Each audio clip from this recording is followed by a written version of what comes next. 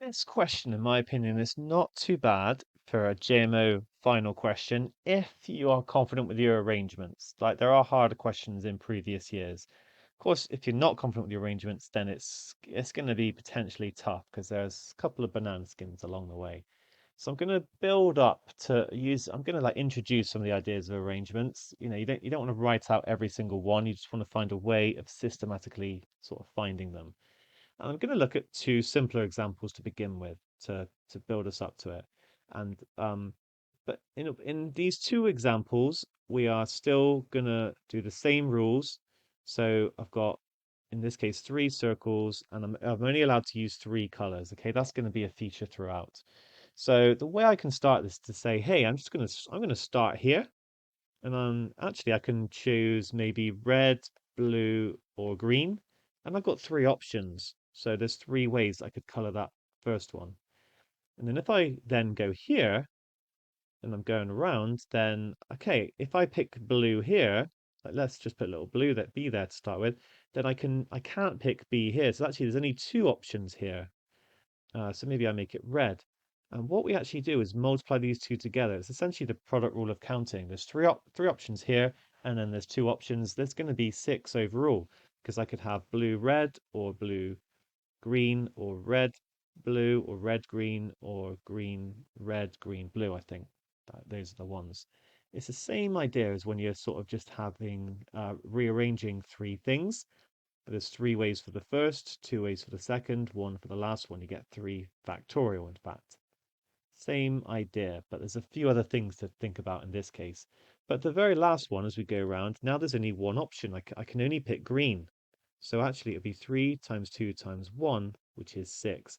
That is just for this example here. Right, let's take a look at this square. So it's going to be a very similar sort of idea now. So there's only one option, first of all, so there's going to be three ways, so blue.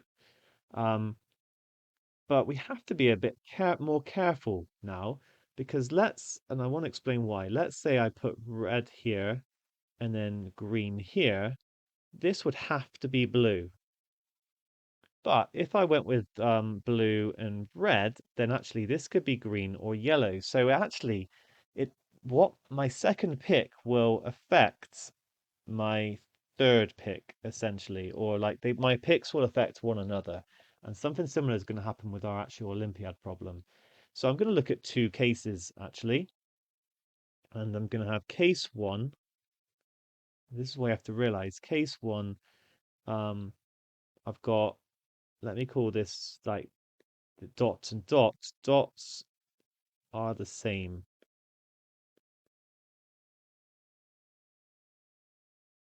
So now when I do my second pick, these two are going to be the same, and there are still going to be two options for them. But if I say put a green one there, I'm going to have to put a green one there. So it's just going to be 3 times 2.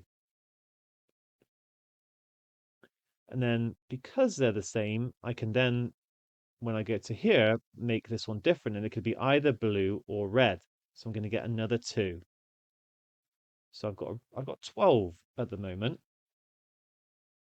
But I need to separately think about this second case. Yeah, I'm going to start again at the bottom. So let's say blue, but I've got 3 options. Now I'm doing case 2, and the dots are going to be different.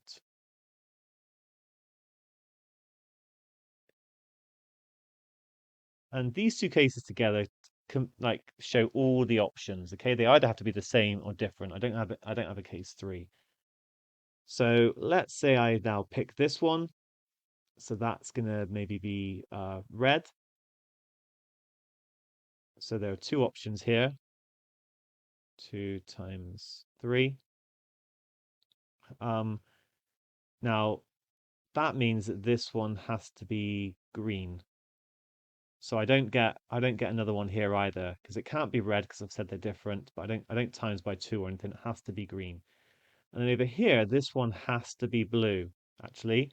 So for case 2, I only get 6 options. That's why I have to deal with this like symmetry or not lack of symmetry I suppose. You have to deal with them slightly differently. You can't just do 3 times 2 times 1 times something else. Okay, it all depends on what you pick here and here. Assuming that I choose bottom right as my first one, as I'm coloring them. So overall, the answer for this would be 18. Okay, and you can definitely see this is a step up from that first example. Right, now here it goes. Okay, if that is making sense, but you couldn't do it originally, then my challenge to you is try it now. Okay, now in this particular case, I'm going to choose, because this one is only connected to 1, I'm going to choose this one as my starting number. Or sorry, starting color. So let me make it blue, for example, but there's going to be 3 choices. And then I can make this one, I've got 2 choices down here, so maybe let's make it green. So 2.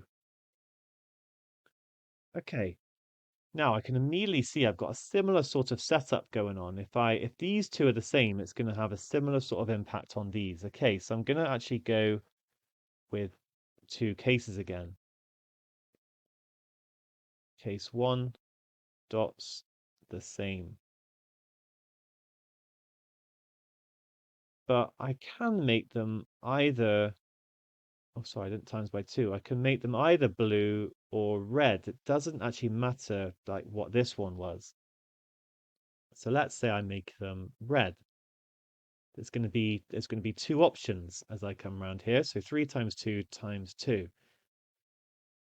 And is that what I did the first time? Yeah. And then I've actually got 2 options here. It could be blue or green.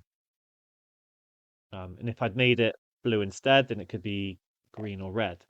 Hopefully that makes sense. Hopefully it's making sense why I'm just picking an example as I go around to help illustrate and see what's happening. We've just got to show enough working here. So 3 times 2 times 2 times 2. I'm actually going to get 24 different possibilities. Right, one more time. Case 2, they're going to be different.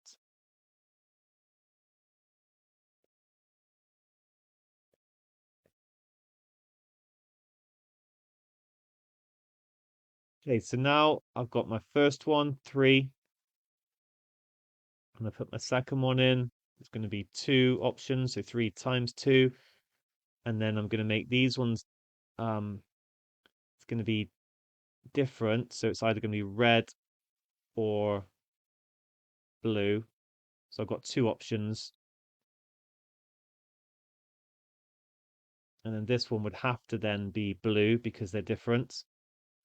And then the final one would have to be green. So actually I would be just timesing by 1 at the end. In a similar way to before, I get actually half the number that I did when they were the same. So overall, it's going to be 24 plus 12, which is 36. Now, I'm just going to show you what the answers did for this question. I mean, you have to make sure you write down enough words to explain it. So in the answers, they actually sort of ignored E to begin with and got the 18 that I actually got when I did this one without. Okay, so you can build on that. And then they just argued that there were going to be, so this is what they're saying, there's going to be, um, yeah, 18 different ways. And this is a similar sort of thing to what I did with the square. And then they argued that you could then got 2 choices for this E1. And so we times it by 2. So there's different approaches. I'm not saying you have to argue it like I did and start with E. I just personally found that the easiest. Anyway, I'm happy with my answer. I'm happy with how they did it, and I hope you're happy with this as well. Okay, so well done on this challenge and this question. Keep it up.